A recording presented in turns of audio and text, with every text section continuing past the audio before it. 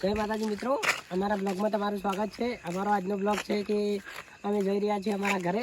હાલ કૂવા ઉપર હતા, ત્યાં ભૂંડરા આવતા હતા એટલે ખેતરમાં વાટ જોઈ રહ્યા હતા। ભૂંડરા પણ કે આવ્યા ના, એટલે હવે અમે ઘરે જઈ રહ્યા છીએ। તો અમારું ઘર વાંચી થોડું છોટું છે અને હવે અમે 3 જણા જઈ રહ્યા છીએ।